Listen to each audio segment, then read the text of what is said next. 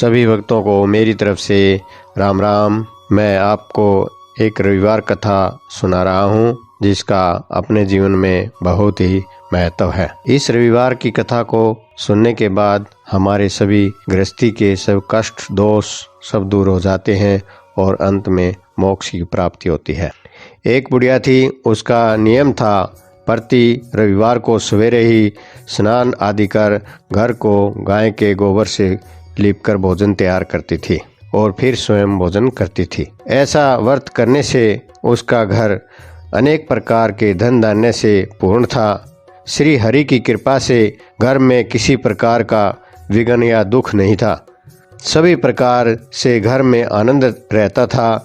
इस तरह कुछ दिन बीत जाने पर उसकी एक पड़ोसन, जिसकी गाय का गोबर वह बुढ़िया लाया करती थी, विचार करने लगी कि यह वृद्धा सर्वदा मेरी गाय का गोबर ही लेकर जाती है, इसलिए अपनी गाय को घर में भीतर बांधने लगी। बुढ़िया को गोबर न मिलने से रविवार के दिन उसने घर को न लीपा, इसलिए उसने न तो भोजन बनाया न भगवान को भोग लगाया तथा स्वयं भी उसने भोजन नहीं किया।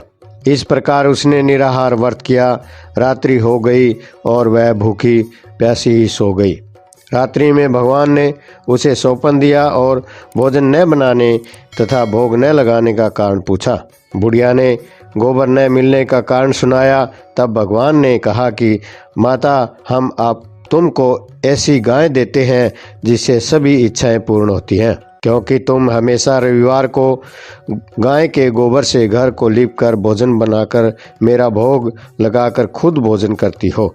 इससे मैं खुश होकर तुमको वरदान देता हूँ। सौपन में ऐसा वरदान देकर भगवान तो अंतर्ध्यान हो गए और बुढ़िया की आंख खुली तो वह देखती है कि आंगन में एक बहुत ही सुंदर गाय और बछड़ा बंधे हुए हैं। वह गाय और बछड़े को देखकर अति प्रसन्न हुई और उसको घर के बाहर बांध दिया और वही खाने को चारा डाल दिया। जब उसकी पड़ोसन बुढ़िया ने घर के बाहर एक अति सुंदर गाय और बछड़े को बंधा हुआ देखा तो द्वेष के कारण उसका हृदय जल उठा और उसने देखा कि गाय ने सोने का गोबर किया हुआ है, तो वह उस गाय का गोबर ले गई और अपनी गाय का गोबर उसकी जगह पर रख गई। वह नित्य प्रति दिन ऐसा ही करती रही और सीधी सादी बुढ़िया को इसकी खबर नहीं होने दी। तब सर्वव्यापी ईश्वर ने सोचा कि चालाक पड़ोसन के कर्म से बुढ़िया ठगी जा रही है, तो ईश्वर ने संध्या के समय अपनी माया से बड़े जोर की आंधी चला दी। बुढ़िया ने अंधेरी के भय से अपनी गाय और बछड़े को अंदर बांध लिया। प्रातःकाल जब बुढ़िया ने देखा कि गाय ने सोने का गोबर दिया है तो उसके आश्चर्य की सीमा न रही और वह प्रतिदिन गऊ को घर के भीतर बांधने लगी।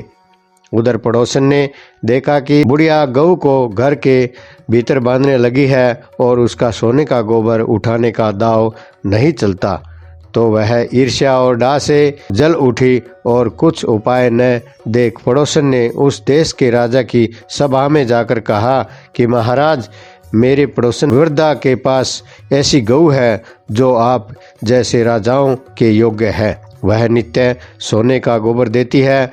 आप उस सोने से प्रजा का पालन करिए। वह बुढ़िया इतने सोने का क्या करेगी? राजा ने यह बात सुनकर अपने दूतों को बुढ़िया के घर से गऊ लाने की आज्ञा दे दी।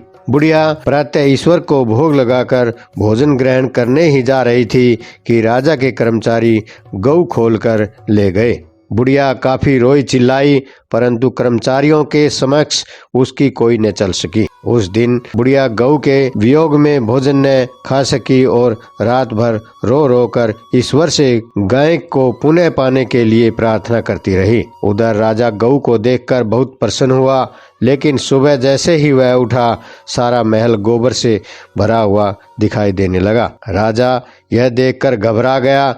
भगवान ने रात्रि में राजा को सपन में कहा कि हे राजा, गाय बुढ़िया को लौटाने में ही तेरा भला है। उसके रविवार के व्रत से प्रसन्न होकर मैंने उसे गाय को दिया है। प्रातः होते ही राजा ने बुढ़िया को बुलाकर बहुत से धन के साथ सम्मान सहित गाय और बछड़े को लौटा दिया। उसकी पड़ोसन दुष्ट बुढ़िया को बुलाकर उचित दंड दिया। इतना करने के बाद राजा के महल से गंदगी दूर हुई। उसी दिन से राजा ने नगरवासियों को आदेश दिया कि राज्य की तथा उसकी समस्त मनोकामनाएं की पूर्ति के लिए रविवार का व्रत करो। व्रत करने से नगर के लोग सुखी जीवन व्यतीत करने लगे। कोई भी बीमारी तथा प्रकृति का प्रकोप उस नगर पर नहीं होता था। सारी प्रजा सुख से रहने लगी और भगवान रविवार की वजह से सभी आनंदपूर्वक से रहने लगे और भगवान का ध्यान करते हुए अंत में मोक्ष को प्राप्त हो गए। बोल सच्चे दरबार की जय।